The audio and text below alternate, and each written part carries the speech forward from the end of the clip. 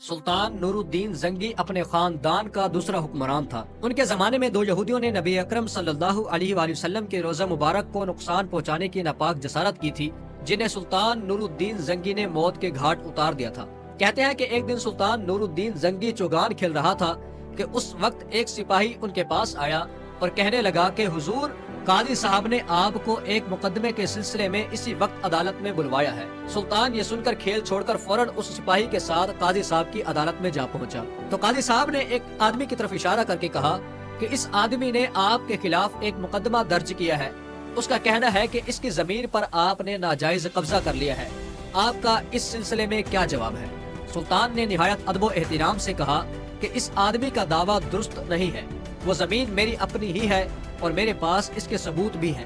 قاضی صاحب نے کہا کہ آپ وہ تحریری ثبوت اگلی تاریخ کو پیش کر دیں۔ سلطان نور الدین زنگی نے مقررہ تاریخ کو کچھ کاغذات عدالت میں پیش کر دیے۔ ان کاغذات کی بنیاد پر فیصلہ ہوا کہ زمین سلطان نور الدین زنگی کی ملکیت ہے۔ سلطان نے جب یہ فیصلہ سنا تو قاضی صاحب کے سامنے کہا کہ اب میں یہ زمین اپنی طرف سے اس آدمی کو دے دیتا ہوں جس نے مجھ پر مقدمہ درج کیا ہے۔ کسی نے کہا کہ حضور، جب آپ نے یہ زمین اسی آدمی کو ہی دینی تھی تو مقدمہ لڑنے کی کیا ضرورت تھی؟ وہ پہلے ہی اس شخص کو دے دیتے۔ سلطان نے جواب دیا کہ اگر میں عدالت کے فیصلے سے پہلے ہی زمین اس آدمی کو دے دیتا تو لوگ کہتے کہ میں نے واقعی اس کی زمین پر ناجائز قبضہ کر رکھا تھا اور عدالت کے ڈر سے میں نے قبضہ چھوڑ دیا ہے۔ اب جبکہ عدالت نے میرے حق میں فیصلہ سنا دیا ہے اور سب لوگوں کو معلوم ہو گیا ہے کہ یہ شخص اپنے دعوے میں جھوٹا ہے اور یہ زمین بھی میری ہے، تو میں نے اپنی طرف سے زمین اس آدمی کو دے دی تاکہ اس کے اوپر کوئی برا اثر نہ پڑے۔ قاضی صاحب اور عدالت میں جتنے بھی لوگ موجود تھے سب سلطان کے اس فیصلے کو سن کر بہت حیران ہوئے۔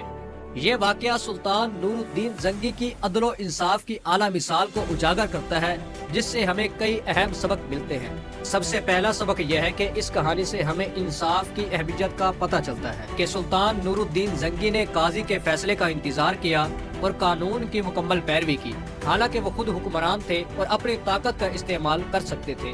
یہ عمل ان کی انصاف پسندی اور قانون کی بالادستی پر یقین کو ظاہر کرتا ہے۔ اور ہمیں دوسرا سبق یہ ملتا ہے کہ عدل کا عملی مظاہرہ۔ زمین کے مقدمے میں فیصلہ اپنے حق میں ہونے کے باوجود بھی سلطان نے زمین مدعی کو دے دی تاکہ اس کے دل میں کوئی گلہ نہ رہے اور انصاف کی اعلیٰ مثال قائم ہو۔ اور تیسرا ہمیں سبق ملتا ہے اخلاقی برتری، کہ سلطان نے یہ ثابت کر دیا کہ حکمران کو نہ صرف انصاف کرنا چاہیے بلکہ ایسا عمل بھی کرنا چاہیے جس سے عوام کو حکمران پر اعتماد ہو اور وہ عدلیہ کی آزادی کا احترام کرے۔ یہ واقعہ آج کے معاشرے کے لیے ایک سبق ہے، خاص طور پر ان لوگوں کے لیے جو قانون کو اپنے ذاتی فائدے کے لیے توڑتے موڑتے رہتے ہیں۔ اگر ہم اپنی قیادت میں عدل و انصاف کے اصولوں کو اپنائیں تو ہماری قوم مضبوط اور خوشحال بن سکتی ہے۔